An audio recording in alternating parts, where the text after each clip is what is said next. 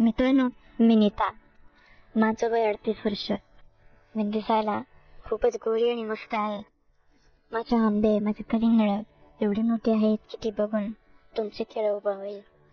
मित्रांनो, आजच्या कथेत मी तुम्हाला एका गावरान पोराने कशी शेतघरात नेऊन माझी हालत खराब केली त्याचं वर्णन मी करणार आहे.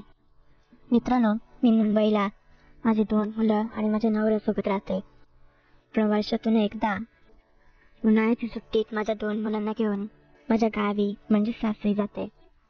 या वर्षीच्या उन्हाळ्यात देखील मी माझ्या गावी गेले होते. गावी माझे सासू सासरे असतात आणि त्यांच्या देखभालीसाठी आम्ही एक नोकर ठेवलाय. त्याचं नाव राजू. तो शेजारच्या गावातला एक तरुण मुलगा आहे. त्याचं वय 23 वर्ष असेल. राजू गेले अनेक वर्ष आमच्या गावच्या घरी काम करत होता. माझ्या सासू सासऱ्यांच्या देखभालीसोबतच राजू आमची गावावरची शेती देखील सांभाळत होता. आमची गावाला खूप मोठी शेती आहे आणि त्या शेतात काम करण्यासाठी गावातील बऱ्याच बायका दररोज येत असतात. आणि राजू त्या बायकांचा हिशोब देखील अगदी प्रामाणिकपणे सांभाळतो. त्यामुळे तो माझ्या घरच्यांचा खूप लाडका आहे. माझ्या सासू सासऱ्यांना तसेच माझ्या नवऱ्याला देखील त्याचा स्वभाव खूप आवडतो. मला पण राजू आवडतो, पण जरा वेगळ्या कारणासाठी. मित्रांनो, मला राजूचं ते तणकट शरीर खूप आवडतं. राजू रंगाने सावळा जरी असला तरी शरीराने बलदंड आहे. त्याला बघितल्यावर मला माझ्या लग्ना अगोदर असलेल्या एका प्रियकराची आठवण येते. तो देखील असा दणकट होता आणि त्याची दणके तर विचारूच नका. आजही त्याची दणके आठवले की मी ओली ओली होते आणि या राजूला बघितल्यावर देखील माझी ओली होत असे. मी गावी गेल्यावर मुद्दाम राजूच्या आजूबाजूला वावरत असे आणि तो देखील मला बाईसाहेब करत माझ्या मागे पुढे करत असे. बहुतेक त्याला समजत असावं की माझ्या मनात त्याच्याबद्दल काय विचार आहेत. त्यामुळे तो देखील आजकाल माझ्याशी खूपच मोकळा होऊन वागत असे. पण तो पुढाकार घ्यायला घाबरत होता, कारण काही झालं तरी मी त्याची मालकी नव्हते. आता मी ठरवलं की आपणच पुढाकार घेऊन आपली खास बघून न्यायची. पण संधीच सापडत नव्हती आणि एक दिवस ती संधी मला मिळाली. त्याचं झालं असं, संध्याकाळची वेळ होती. मी गावी येऊन 4 दिवस झाले होते, पण मी अजूनही घराबाहेर पडले नव्हते. मला देखील घरी बसून खूप कंटाळा आला होता. म्हणूनच मी ठरवलं की आमच्या शेतात जाऊन जरा फेरफटका मारून यावा. तसे राजू दुपारपासून शेतावर गेला होता. म्हणूनच परत घरी येताना त्याच्यासोबतच घरी येईन असा विचार करून ते शेतावर निघाले. आमचं शेत घरापासून 15 मिनिटाच्या अंतरावर होतं आणि काही वेळातच मी शेतावर पोचले. बघते तर शेतात कोणीच दिसत नव्हतं. बहुतेक संध्याकाळ झाली असल्यामुळे शेतात काम करणाऱ्या बायका आपापल्या घरी गेल्या असाव्यात. पण राजू कुठे दिसत नव्हता. कुठं गेला असेल राजू ह्याचा विचार करत मी त्याला आजूबाजूला शोधत होते. तेवढ्यात माझी नजर आमच्या शेतातील शेतघरावर गेली. मित्रांनो, आमच्या शेतात एक छोटंसं शेतघर आहे. ते फारसं मोठं नाही. चारी बाजूला 4 पत्रे आणि वरती पत्र्याचं छप्पर. मी आता शेतघराच्या जवळ गेले तेव्हा मला हातून कसला तरी आवाज येऊ लागला. तो आवाज राजूचा वाटत होता, पण त्याच्यासोबत अजून कोणाचा तरी आवाज येत होता. राजूसोबत आतमध्ये कोण आहे हे मला बघायचं होतं. म्हणून मी शेतघरात असलेल्या पत्र्याच्या दरवाजावर एक जोराचा धक्का मारला. तो दरवाजा फारसा मजबूत नव्हता आणि एका फटक्यातच दरवाजा उघडून मी आत गेले आणि आत जाऊन जे काही मी पाहिलं ते बघून मला धक्काच बसला. समोर बघते तर राजू आमच्या शेतातल्या काम करणाऱ्या एका बाईची साडी वर करून मागून तिचा कार्यक्रम करत होता. मी आत शिरताच ते दोघे खूप घाबरले. त्या बाईने तिची साडी खाली करून पटकन त्या खोलीतून बाहेर निघून गेली. आता माझी नजर राजूच्या दांडूवर गेली. खरंच राजूचा अवयव खूपच मोठा होता. माझ्या तिथे लक्ष जाताच त्याने त्याची पॅन्ट वर केली आणि तो घाबरत म्हणाला, बाईसाहेब तुम्ही आणि इथं काय करताय? त्यावर मी त्याला रागानेच म्हणाले, हेच धंदे करतोस का आमच्या शेतात? मला वाटलं होतं की तू शेतात काम करायला येतोस, पण मला आज समजलं तू कशासाठी येतोस. शेतात काम करायला येणाऱ्या बायकांचं काम वाजवणं हेच तुझं काम आहे ना? थांब, आता घरी जाऊन सगळं सांगते तुझे पराक्रम माझ्या सासू सासऱ्यांना. त्यांचा खूप विश्वास आहे ना तुझ्यावर. मित्रांनो, मी असं म्हणताच राजू माझे पाय पकडत म्हणाला, बाईसाहेब मला माफ करा. तुम्ही द्याल ती शिक्षा मी भोगेन.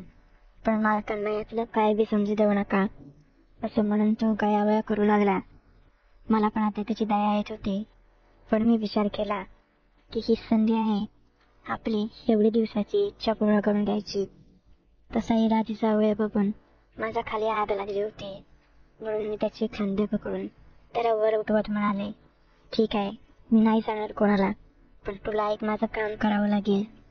तसा तो देखील खुश होऊन म्हणाला, सांगा की बाईसाहेब, तुम्ही म्हणाल ते काम मी करेन. काय करायचं तेवढं सांगा. त्यावर मी थोडा उघडतच म्हणाले, आता तुझ्या बाईचं जसं काम करत होतास तसंच माझं देखील तुला काम वाजवायचं आहे.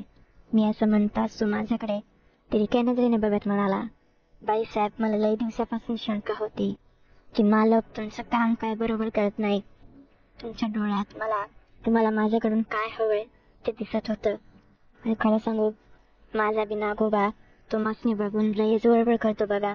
मित्रांनो, त्याचं बोलणं ऐकून माझी आग अजूनच भडकून उठली होती आणि तो देखील तापला होता. आता तो माझ्या जवळ आला आणि मला म्हणाला, बाईसाहेब, मग करू का चालू? तसं मी देखील लाजून मान होकारार्थी हलवली.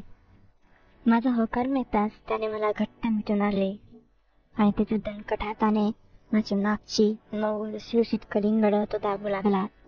त्याच्या हाताचा स्पर्श होताच मी पाणी झाले होते. आता तो माझी साडी सोडू लागला. काही क्षणातच त्याने माझे सगळे कपडे काढून टाकले आणि माझ्याकडे खालून वरून नजर फिरवत म्हणाला, बाईसाहेब, लयच गोड आहात की तुम्ही. एवढी गोरी पपई मी आज पहिल्यांदाच बघतोय. असं म्हणून त्याने मला त्या खोलीत असलेल्या एका गावाच्या पोत्यावर झोपवली आणि तो त्याच्या शर्टाची बटणे खोलू लागला. मी देखील त्या पोत्यावर पुढे काय घडणारे याच विचारात झोपून होते. आता त्याने देखील त्याचे संपूर्ण कपडे काढून टाकले आणि त्याचा अवयव हातात धरून हलवू लागला. त्याचा अवयव बघून मला तोंडात घ्यायची इच्छा झाली. मी लगेच जागेवरून उठून बसले आणि त्याचा अवयव तोंडात घेऊन चुपू लागले. मित्रांनो, त्याचा अवयव खूपच मोठा आणि टणक होता. मला त्याचा अवयव चुपायला खूपच मजा येत होती. पुढची 15 मिनिटं मी त्याचा अवयव चुपून पांढरा केला आणि त्याने देखील काही वेळातच माझ्या तोंडात त्याचं पांढरं पाणी सोडलं आणि तो बाजूला झाला. त्याचं घट्ट चिकट पाणी मी गटकन गिळून टाकलं. तसा तो म्हणाला, बाईसाहेब, आता तुमचं पाणी पाजा की मला. तो असं म्हणताच मी पुन्हा त्या गावाच्या पोत्यावर झोपले आणि माझे पाय पकडून त्याला माझी पपई चाटायला सांगितली. तसा तो खाली बसला आणि माझ्या पपईचा वास घेऊन त्याने माझी चाटायला सुरुवात केली. मी तर पागलच झाले. त्याची जीभ माझ्या हातपर्यंत तो टाकत होता आणि त्याच्या जिभेच्या स्पर्शाने मी हळूहळू पाजरत होते आणि काही वेळातच मी देखील गळून पडले आणि माझं पाणी त्याच्या तोंडात सोडलं. आता वेळ होती त्याचा अवयव माझ्या आत घालून घ्यायची. मी त्याचीच वाट बघत होते आणि त्याला देखील माझ्या आत घालायची घाई होती. आता त्याने माझे पाय थापून बाजूला दाबून धरले आणि त्याचा अवयव माझ्या दरवाजावर ठेवला आणि एक दणका दिला. तसं सटकन मला दरवाजा उघडून त्याचा अवयव माझ्या अगदी तळघरात शिरला. मी देखील वेदनेने आई ग मेले असं म्हणत त्याला मिठी मारली. तसा तो म्हणाला, बाईसाहेब, लय दुखत असेल तर थांबतो थोडा वेळ.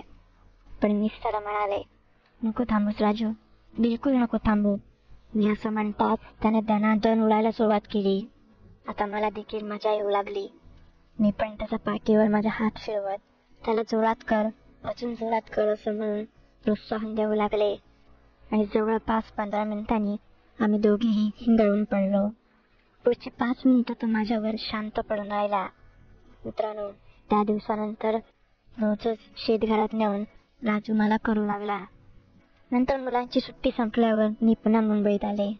आजही गावी गेल्यावर त्याच शेतघरात नेऊन राजू मला कुत्र्यासारखं करत असतो. तर मग मित्रांनो, आवडली का कथा? मग करा ना मला सबस्क्राईब. म्हणते मी, पुन्हा भेटूयात अशाच नवीन सुंदर कथेत. तोपर्यंत स्वतःची काळजी घ्या.